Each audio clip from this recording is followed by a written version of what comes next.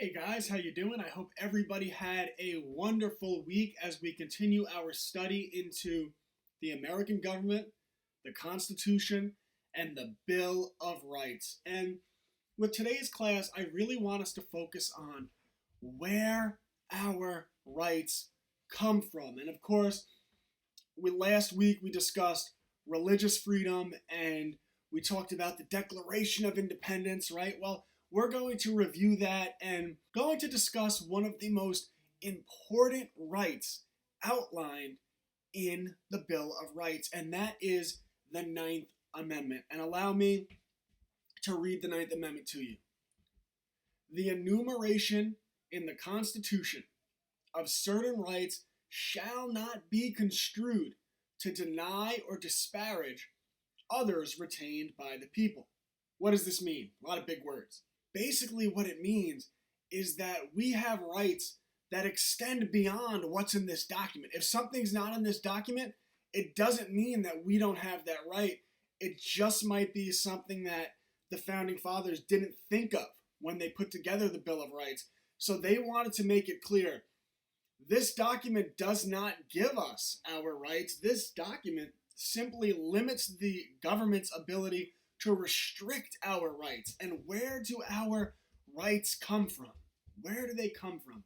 Because remember, just because a right isn't outlined in this document doesn't mean that you don't have it. Well, if you recall, when the Founding Fathers, after Lexington and Concord, after they had their big shot heard around the world, their big fight with the English army, they decided that they wanted to form their own country, the country we live in today, the United States of America.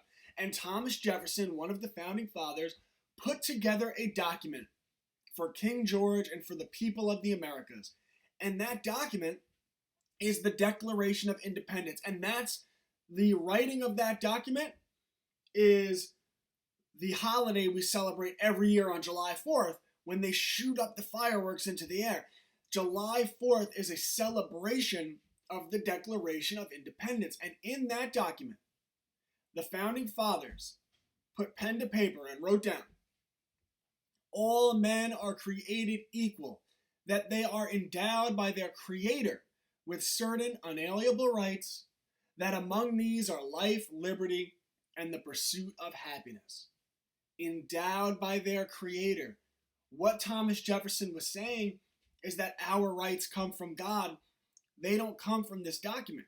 So if this document doesn't cover a certain subject that might come up later on, well, that doesn't mean we don't have rights. This document is simply a restriction on government, and we're going to talk about that more in depth a little bit later. And then you have to consider how far away England was from the Americas. If you look at this map, you can see that England was all the way across an ocean. They were far away, and there weren't telephones, there weren't planes, there wasn't any of that at this time. People got around on horseback, and there was a king all the way across the ocean and a parliament, right? And they were making all the rules, they were making all the laws for the people in the Americas, the American colonies in Pennsylvania, North Carolina, South Carolina, Georgia, Massachusetts, Delaware. That's a long way away for someone to make rules for you, don't you think? Well, you had the French and Indian War, and after the French and Indian War, King George, well, he had to pay back who? The banks. Remember, he owed $133 million to the banks. So what did King George do? Well, I cannot stand for this. How am I supposed to pay back the banks? If I don't have the money to pay back the banks, then the American colonies should pay back the banks. And you will. I, King George, with the authority of Parliament, am implementing a sugar act on the American colonists. They will help pay back the money owed for the French and Indian War. So King George, he and Parliament in King George and Parliament together, they implement a Sugar Act, which basically is just a tax on certain goods so that the king could raise some money from the people in America, right? Could raise a little bit of money to help pay back the war debt. Well, the people in America say, no taxation without representation. No taxation without representation. They say, King George, we're over here in America, and you're all the way across an ocean, and you're telling us what to do? Do we get a say in this? Do we get a vote? No, you don't get a vote. No, you don't get a say. So he implements the Sugar Act. The colonists protest no taxation without representation. Oh, if you are going to protest, if you are going to throw a fit, I will not stand for that. I will put you in your place, American colonists. You are also going to pay a stamp tax. I, along with Parliament, am implementing a stamp tax. Any paper goods sold in the American colonies will be taxed, and that money will be used to pay back the French and Indian War. And no, you don't get a vote, you don't get a say, you don't get representation. I am a king, and my authority has been approved by the doctrine of God. Because remember, last week, we learned about religious freedom. And the royal family, King George, he claimed that his authority came from God, right? So he's telling everyone what to do. You don't get a vote. You don't get a say. Well, the colonists didn't like that. So they hit the streets and they protested. No Stamp Act, no Sugar Act, right? And they're out there protesting and they boycott.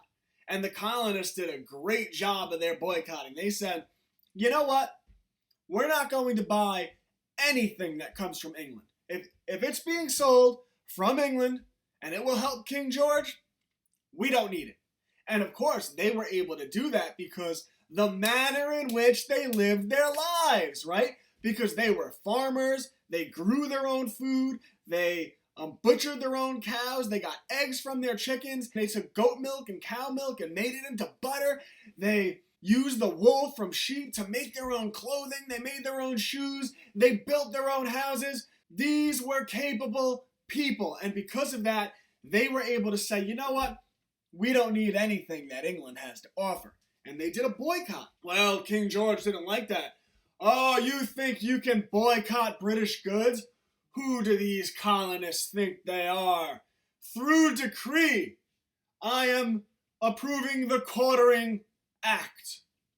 And there will be English soldiers all over the American streets, and those soldiers will make sure that the colonists are paying their fair share, are paying their taxes, and oh, if those soldiers need a place to sleep, I, King George, I shouldn't have to pay for that. If a soldier needs a place to sleep, then he will sleep in the bed of an American colonist. The least they can do is give up their bed. So King George, he passes the Quartering Act. And just like that, there's all these English soldiers all over the American colonies, and they're searching people in the streets, and they are showing up at people's houses and demanding to sleep in their bed overnight. Really oppressive stuff happening, right? The colonists, and they're experiencing this. I mean, put yourself in the shoes of an American colonist who's experiencing this. What would that feel like? What would you feel like? And the English soldiers, they would harass the American colonists. They would search their pockets and whatnot to make sure they didn't have any illegal contraband like tea or, sugar or anything of that nature. And like we said, they would even show up at your house, say, you have to cook me dinner. Cook me dinner. I'm not going to pay you any money. This is not voluntary. Cook me dinner, and then after dinner, I'm going to go sleep in your bed. Yeah, that's what the American colonists experienced. That is what the American colonists lived with. That is what the American colonists were dealing with. And their experience would ultimately lead to what they put in the Bill of Rights later. You see? It's not so much understanding just, hey, these are our rights, free speech, and the right to bear arms, and the right to a fair trial, and the right not to just be searched in the street by a police officer, but it's understanding the why. Why did they have religious freedom? Because King George said he was a God king, right? Why did they have the right to bear arms? Because King George said he had the right to take away all your guns. Why did they have the right to free speech? Because people could be arrested for saying the wrong words if they spoke out against the authority of King George. It's about understanding the why we have these rights. These colonists, they think they could smuggle tea. They think they could smuggle paper and not pay the taxes that I have implemented. Get me John Hancock's ship. And just like that, the English Navy showed up with guns and cannons, and what did they do? They confiscated the Liberty, the ship of John Hancock, and they took away his boat, which cost, how much money does a boat cost? They took away his boat, which cost all this money, and that was it. It was confiscated. They levied huge fines on him. They said, you owe the king all this money. We know you were smuggling illegal goods. And John Hancock said, don't I get a fair trial? Don't I get a fair trial? Well, a couple years later, what happens? Well, the American colonists are a little bit angry, a little bit fed up, and they dress up as Indians. Right? They dress up. And they row their little boats onto a big boat owned by the British East India Tea Company, and they pick up these barrels of tea, lift them over their head, and throw $1 million worth of tea into Boston Harbor. We'll show that King George. Tensions were high. These colonists, insolent swine, they think they could throw my tea into the harbor. They think they could defy the King of England. Oh, no, no, no, no, no. And before you know it, the King of England, what does he do? He says, all right, here's what we're going to do. Here's what we're going to do. These colonists are getting a little bit rowdy, a little bit out of line. They're stepping out of place. So here's what we're going to do. I want the army, I want the redcoats, the English redcoats, to take their guns in the middle of the night when all of the American colonists are sleeping. They're going to sneak to where the colonists keep all their guns and take all their guns. Because I, King George, have decided that the American colonists are not allowed to have guns. You're not allowed to defend yourself. You're not allowed to say what's on your mind. You're not allowed to do any of these things. You're not allowed to meet up with your friends and talk about the problems you have with me and the government. You're not allowed to do that. No, no, no. You're not allowed to have privacy in your own house. You have to let a soldier, English soldier, sleep in your bed. You're not allowed to walk through the streets without being searched. How do I, the king, know that you don't have something illegal on you? No, no, we're going to search you. And when I say that you're guilty of a crime, you're guilty of a crime. I'm going to confiscate your boat. I'm going to confiscate all your stuff. Ooh, don't mess with the King of England. So he sends his soldiers to steal all of the guns from the American colonists in the colony of Massachusetts, right? He says, go in there and get the guns. Well, Paul Revere, he sees them coming and he hops on his horse. The British are coming! The British are coming! Why are they coming? To take the guns! The British are coming! The British are coming! Why are they coming? To take the guns! And the Sons of Liberty and the American colonists, they get up and they defend their position, and the next thing you know, someone fires a shot. We don't know who. The shot heard around the world, and the American Revolution, a war. The American colonists versus England. The war starts. The revolution begins. These colonists think they can stop me from confiscating their guns. They think they can fire on English soldiers. No, no, no. We will teach them. I want John Hancock and Samuel Adams tried with treason. Not that they have to be tried. I want them dead or alive, just as well. I want their heads on a plate.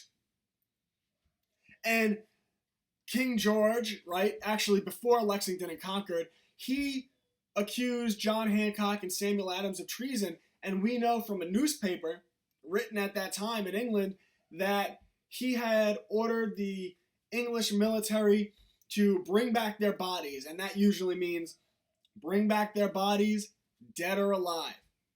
And this is what they experienced. This is what the colonists lived through. This was their life, right? This was their interaction with a king, their interaction with England. And think about how this must have shaped their ideas when they put together this document. Because they knew what tyranny looks like. They knew what oppression looks like. And make no mistake, in your life, you will know what tyranny looks like. You will know what oppression looks like. And that's the importance of this class, because you must know, you must learn how to defend your rights. And you do have those rights. And they have been endowed upon you by God, by birth, by nature. You have those rights. But you have to know how to defend them. Otherwise, it doesn't mean anything. Oh, John Hancock and Samuel Adams, dead or alive, drawn and quartered, we will make an example of them. Because King George, he didn't just want to capture them. He didn't just want to put them to death for treason.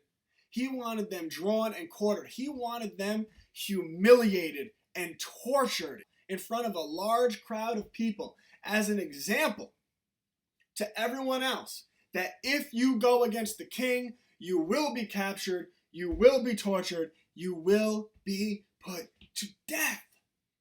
That is what they experienced. So when they made the Declaration of Independence, they said, we hold these truths to be self-evident, that all men are created equal, right? Think about that line. All men are created equal. What they were saying is, no, King George, you're not a god king, right? You're equal to us. That's it. All men are created equal. That they are endowed by their creator with certain inalienable rights. That they are endowed by their creator. These rights come to us at birth. They come from God. They come from nature, whatever you believe in. The point is, you're born with these rights. And that is so powerful. We hold these truths to be self-evident, that all men are created equal, that they are endowed by their creator with certain unalienable rights, among these life, liberty, and the pursuit of happiness. So understand, the founding fathers weren't saying that our rights come from this document. They were saying our rights are endowed upon us by our creator, by God at birth, by nature. And that's evident, that's self-evident in the way they worded our constitutional protections. Listen to the First Amendment. Congress shall make no law respecting an establishment of religion. Congress shall make no law. That's a limitation on Congress, right? They're limiting government.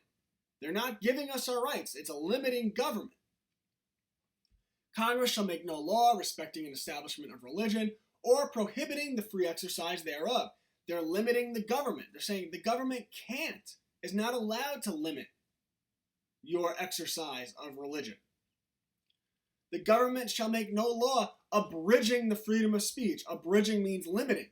Again, it's assuming you have freedom of speech. That was endowed upon you at birth by your creator. The government is not allowed to limit that right. Look at the Second Amendment. A well-regulated militia, this is the right to bear arms, guns, being necessary to the security of a free state, the right of the people to keep and bear arms shall not be infringed, shall not be blocked, shall not be limited. It doesn't say it gave you the right. It assumes you already have that right. You are endowed that right by your creator at birth. And the government shall not infringe the right that you already have. No soldier shall in time of peace be quartered in any house without the consent of the owner. This is establishing that you have authority over your property, right? They can't come into your house without consent. The Fourth Amendment, which has to do with searches and seizures, the same thing, where the Fourth Amendment basically says the government's not just allowed to say, hey, I don't like you, empty your pockets, I'm going to search you. There has to be probable cause, there has to be a reason. The Bill of Rights is a document that limits what the government can do. It does not give you your rights. It assumes that your rights are endowed by your creator, and the government cannot limit those rights. The Fifth Amendment. The government can't just accuse you of a crime, put you in a jail cell, and throw away the key, right? No. The Fifth Amendment is all about trials. The Fifth through the Eighth Amendment are all about trials, right? You have the right to a trial to be judged by a jury of your peers. If you're accused of a crime, it's your neighbors, not the government. It's your neighbors who have to agree that you were guilty of that crime in order for them to put you in prison. This document is a limitation on government. It does not give you your rights. It simply limits the government's ability to take your rights. The Eighth Amendment, no excessive bail or cruel and unusual punishment, right? Remember, John Hancock, Samuel Adams, all the founding fathers, if they were caught by the King of England, they were going to be drawn and quartered. They were going to be tortured in front of a large crowd of people and then put to death. That was their experience. And that is why they structured this document the way that they structured this document. And today's lesson, the Ninth Amendment. The enumeration in the Constitution of certain rights shall not be construed to deny or disparage others retained by the people. So what it's saying is if this Constitution or this Bill of Rights left something out that many years later becomes an issue, it doesn't mean just because a right isn't in this document doesn't mean you don't have the right. Because this document doesn't give you your rights in the first place. Where do your rights come from? God, right? So for example, maybe in the modern world, right? Maybe a government in the modern world comes along and says that you have to get a medical procedure. Do you have to get it because the government said you do? What do you think? Does the government have the right to force that procedure on your body? Or were you given authority by God to make that decision yourself? Or can the government do it? That's not outlined in the Bill of Rights. It's not outlined in the Constitution. But it's something that is very relevant to the world today, right? Just because a certain right is not outlined in the Constitution does not mean you don't have that right. Because our rights do not come from the Constitution. Our rights do not come from the Bill of Rights. Our rights are endowed upon us at birth by our Creator through nature, through the very fact that we are here.